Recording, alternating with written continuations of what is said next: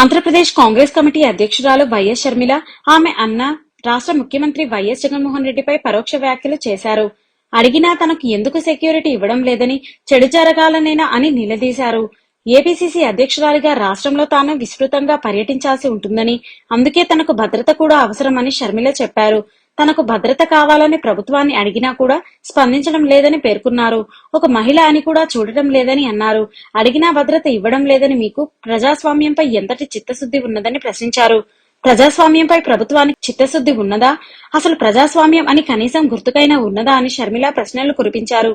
మీకు సెక్యూరిటీ ఉంటే సరిపోతుందా? మిగిలిన నాయకులకు ఉండనవసరం లేదా అని అడిగారు. ప్రతిపక్షాలకు రక్షణ కల్పించాల్సిన బాధ్యత లేదా అని అన్నారు. అంటే మా చెడు కోరుకుంటున్నారనే కదా ఇక్కడ అర్థం అని ఆమె పరోక్షంగా అన్న జగన్ పై తీవ్ర ఆరోపణలు చేశారు. కాగా సీఎం జగన్, ప్రతిపక్ష నేత చంద్రబాబు నాయుడుపై వైఎస్ షర్మిల తీవ్ర విమర్శలు చేశారు.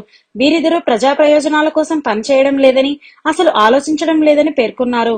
ఒకరికి కుర్చీ ఎలా కాపాడుకోవాలా అనే ఆరాటం, ఆ కుర్చీని ఎలా సంపాదించాలా అనే పోరాటం మరొకరిదని అన్నారు. 5 ఏళ్లు చంద్రబాబు, 5 ఏళ్ల జగన్ అధికారంలో ఉన్నా ఏపీకి ప్రత్యేక హోదా కోసం పోరాడలేదని, పోలవరం ప్రాజెక్టు గురించి కేంద్రాన్ని నిలదీయలేదని పేర్కొన్నారు. ఇక కేంద్రంలో 10 ఏళ్లు అధికారంలో ఉన్న బీజేపీ ప్రభుత్వం కూడా ఏపీ ప్రయోజనాల గురించి ఆలోచించనే లేదని విమర్శించారు.